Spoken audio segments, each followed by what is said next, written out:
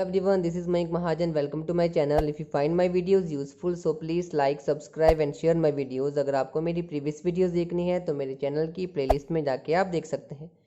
हम कर रहे हैं एक्सरसाइज 5.1 क्वेश्चन नंबर 4th।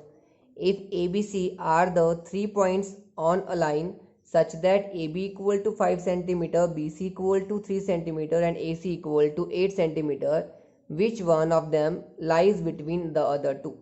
सो आपको वो क्या बोला गया यहाँ पर, 3 लाइंस आपको दी हुई है और आपको बताना है इन तीनों पॉइंट्स में से कौन सा पॉइंट जो हमारे पास किन्हीं दो पॉइंट्स के बीच में आएगा। आपको ये चीज़ बोला गया है, ठीक है। तो मतलब क्या हो, देखो पहले A B equal to 5 centimetre, मैंने अपनी मर्जी से एक लाइन ले दी A B. Then B C equal to 3 centimetre है, तो मतलब बी सी दिखती बात है इससे छोटी होगी, तो बी सी मैंने छोटी बना दी, या 5 सेंटीमीटर और 3 सेंटीमीटर। फॉर एग्जाम्पल देखते हैं, ए सी 8 सेंटीमीटर है, तो मतलब ये सभी से बड़ी होगी यहाँ पर, तो ए सी यहाँ पर आ गई, ठीक है।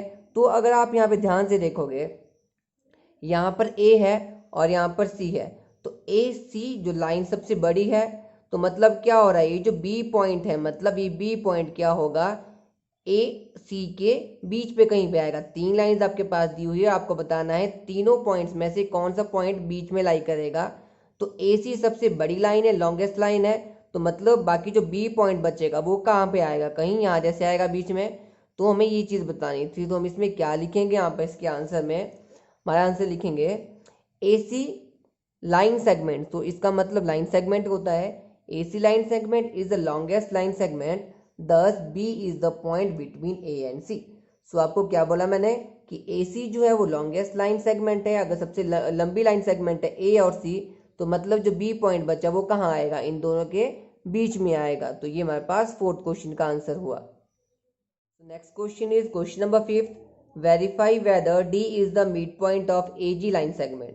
सो आपको बताना है जो डी हमारे पास है इस फिगर में, डी जो आपके पास है वो ए जी लाइन की क्या है हमारे पास, लाइन सेगमेंट के मिड पॉइंट है। मिड पॉइंट का मतलब होता है उसके बीच में आ रहा है हमारे पास, ठीक है। तो ए जी की बात करते हैं, तो यहाँ पर ए है और यहाँ पर जी है, तो हमें इस लाइन सेगमेंट की बात की हुई है, ठीक है। अब आपको क्या बोला गया यहाँ पर, आपने बताना है कि डी जो है यहाँ पर इसका मिड पॉइंट है। मिड पॉइंट का मतलब कि डी से ए के बीच में और डी से जी के बीच में यहाँ पास बराबर गैप होना चाहिए, उसका मतलब मिड पॉइंट होता है। तो यहाँ पे देखो ए और डी के बीच में कितना डिफरेंस आपके पास लग रहा है, सो 1 2 3 3 यूनिट्स यहाँ पर है। डी से जी पे चलते हैं, 1 2 3, तो 3 यूनिट्स यहाँ पर है, 3 यूनिट्स यहाँ पर है, मतलब इनके बीच में जो डिस्टेंस है वो इक्वल है। अगर इक्वल है तो डी क्या हो गया, इसका मिड पॉइंट हो गया। तो सबसे पहले हम क्या लिखेंगे यहाँ पर, A D equal to, answer भी देखते हैं 5th क्वेश्चन के आंसर में, A D equal to 3 units. A D हमारे पास यहाँ पर 3 यूनिट्स है, वैसे ही डी जी भी 3 यूनिट्स है, डी जी भी हमारे पास 3 यूनिट्स है। अगर दोनों 3 यूनिट्स है तो मतलब ए डी क्या हो गया, डी जी के इक्वल हो गया। अगर ये दोनों इक्वल हो गए तो इसका मतलब क्या हो गया, डी क्या हो गया, D is the mid point of A G line segment. तो इसका मतलब क्या हुआ, डी जो हुआ ए जी का मिड पॉइंट हो गया। तो ये हमारे पास क्वेश्चन नंबर 5th हुआ। सो नेक्स्ट क्वेश्चन आपके question number 6, if B is the mid point of A C line segment and C is the mid point of B D line segment, where A B C D lies on a straight line, say why A B equal to C D.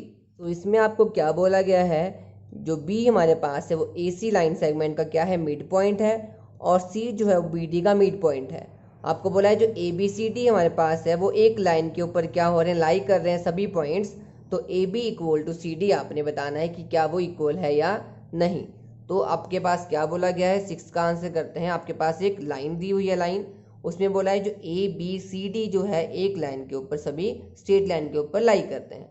अब आपको बोला गया जो B हमारे पास है, B is the mid point of A C, है ना, B is the mid point of A C. तो सबसे पहले ये लिख लेते हैं यहाँ पर, B is the mid point of A C. अगर बी मिड पॉइंट है ए सी का, तो मतलब ये दोनों इक्वल हो गए, तभी इसका मिड पॉइंट हुआ, बीच की टर्म तभी हुई इसकी, तो मतलब A B equal to B C हो जाएगा। तो A B equal to B C लिख दिया मैंने, ये फर्स्ट इक्वेशन हो गई।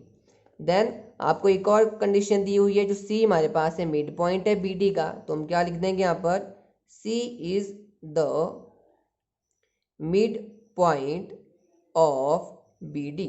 आपको बोला गया जो सी हमारे पास है वो मिड पॉइंट है बी डी का, तो बी डी का अगर मिड पॉइंट है सी, तो मतलब B C equal to C D होगा, तभी इसका मिड पॉइंट हुआ, तो मतलब B C equal to C D. ये सेकंड पार्ट हुआ। अब देखो यहाँ पर ध्यान से, हमें बोला कि ए बी बी सी के इक्वल है, ये किया हमने प्रूव, और बी सी सी डी के इक्वल है।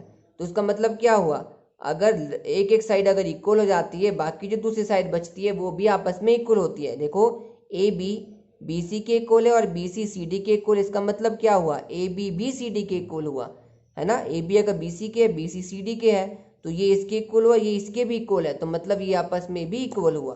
तो हम यहाँ पे क्या लिखेंगे इसके बाद, देन नेक्स्ट लाइन में फ्रॉम इक्वेशन 1 एंड 2 क्या हो जाएगा हमारे पास, A B equal to C D. तो उसका मतलब क्या हुआ, जो ए बी है वो सी डी के इक्वल है, और आपको यही बताना था कि इसकी इक्वल है या नहीं है। तो ये हमारे पास क्वेश्चन नंबर 6 कंप्लीट हुआ। Last question is question number 7, draw 5 triangles and measure their sides, check in each case if the sum of its length of any 2 sides is always less than the third side. So आपको बोला गया है कि आपने अपनी मर्जी से कोई 5 ट्राइंगल्स क्या करनी है, ड्रॉ करनी है, देन साइड्स को मेजर करके देखना है कि क्या किन्हीं 2 साइड्स को प्लस करके तीसरी साइड से ज़्यादा बन रहा है या नहीं, और हमेशा क्या होना चाहिए, 2 साइड्स को प्लस करके तीसरे के ज़्यादा होना चाहिए, वैसी ट्राइंगल्स ही आपने ड्रॉ करनी है। तो इसका आंसर देखो, आप अपनी मर्जी से भी कोई 5 ट्राइंगल्स ड्रॉ कर सकते हैं, बस आपने क्या करना है, 2 साइड्स का सम करके तीसरी साइड से ज़्यादा होना चाहिए। फॉर एग्जांपल देखो फर्स्ट में 8 + 5 यहाँ पर 13 हो गया, और 13 हमारे पास 5 से ज़्यादा हुआ, तो मतलब ऐसी ट्राइंगल आपको बनानी है। यहाँ पर देखो 5 + 4 9 हो रहा है, और 9 हमारे पास 8 से ज़्यादा है, तो सिमिलरली मैंने यहाँ पर 2 + 2 4 हो जाएगा, 4 2 से ज़्यादा आ रहा है। तो इस तरह से आप क्या कर सकते हैं, कोई भी 5 ट्राइंगल्स आप बना लो जिसमें किन्हीं 2 साइड्स को क्या करना है आपने, प्लस करके तीसरे से ज़्यादा होना चाहिए।